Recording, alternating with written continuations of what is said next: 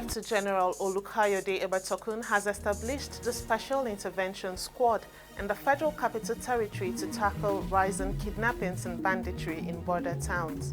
Hi, welcome to What's Happening. These are the top 10 stories.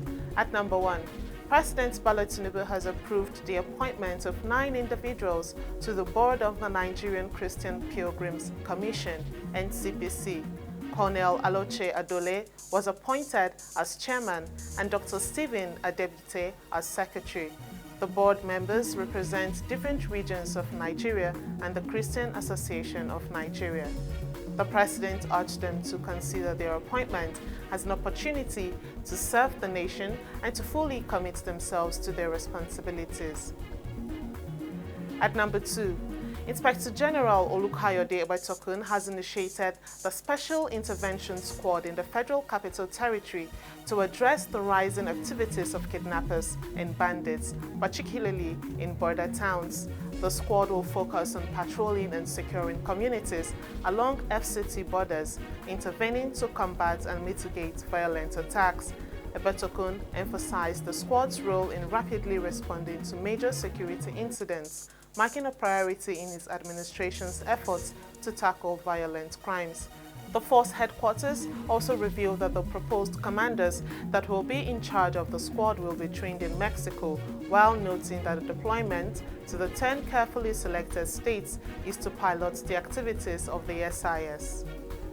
At number 3, the Nigerian Army has stated that the death of a soldier deployed for standby duty at the Headquarters 81 Division Nigerian Army Cantonment in Abeokuta, Ogun State was due to an accidental discharge caused by negligence.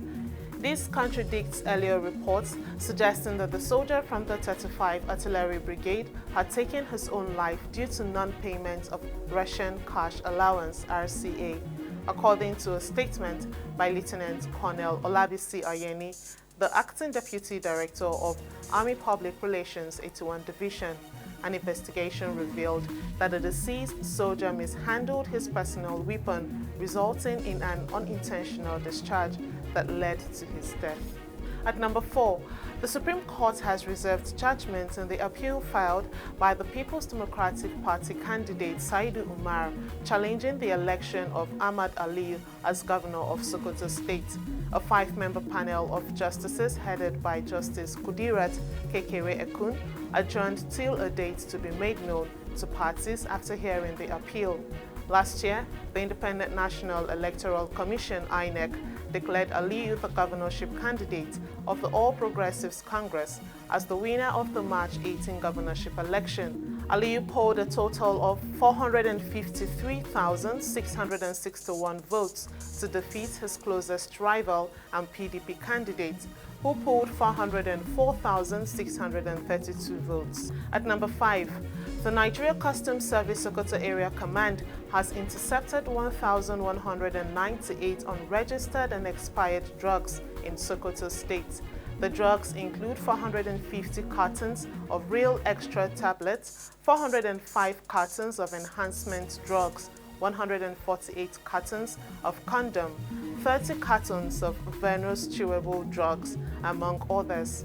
Handing over the items to the National Agency for Food and Drugs Administration and Control on Wednesday, the Customs Area Controller, Musa Omale, warned smugglers to desist from the act, saying the command was battle-ready to curtail nefarious activities. At number 6, the Federal Capital Territory Fire Service has confirmed 3 separate fire incidents that occurred in the territory between 7:30 p.m. on Tuesday night and 4 a.m. on Wednesday morning. The head of operations of the FCT Fire Service, Amiola Adebayo, stated that men of the fire service had first responded to a distress call at a residential building behind the First 40 Hotel in Wuse 2 district of Abuja, before they were alerted to a fire outbreak at the Karmo market at about midnight, and then the IC World Emporium at 4 a.m. in the Gwarinpa estate. At number 7, the Obi of Onitsha, Igwe Alfred Achebe, disapproved of the Anambra state government's approach to penalizing traditional rulers for granting chieftaincy titles. Achebe expressed anger over the suspension of the Nneni traditional ruler Igwe Damian O Ezani, who conferred a title on Senator Ifeanyi Ubah. In a press statement, Achebe called for respect for the traditional institution and criticized the government's handling of the suspension. He raised concerns about the selective application of the Code of Conduct for traditional rulers and alleged a progressive dehumanization of traditional rulers by the current administration. At number 8, Director General of the World Trade Organization Ngozi Okonjo-Iweala Wednesday said she was less optimistic about world trade in 2024, pointing to tensions in the Red Sea, Suez Canal, and Panama Canal.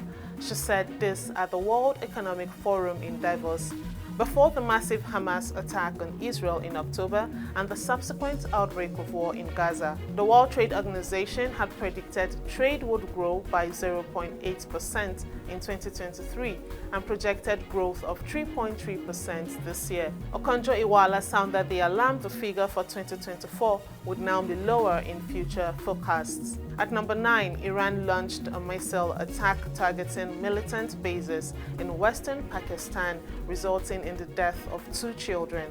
The operation reportedly targeted sites in Balochistan associated with the militant group Jaish al-Adil.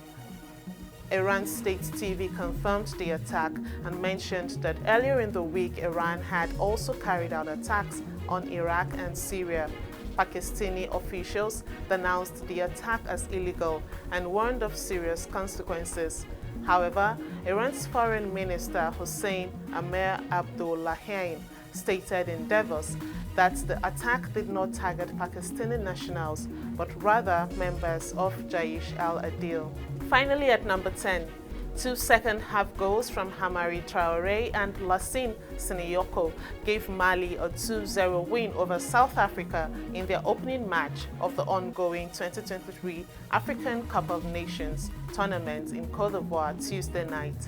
The defeat adds pressure on South Africa as they must get a good result against Namibia, who earlier on Tuesday beat Tunisia 1-0 to keep their knockout hopes alive. Next up for Mali is a clash with Tunisia, which suffered the shocking 1-0 defeat against Namibia.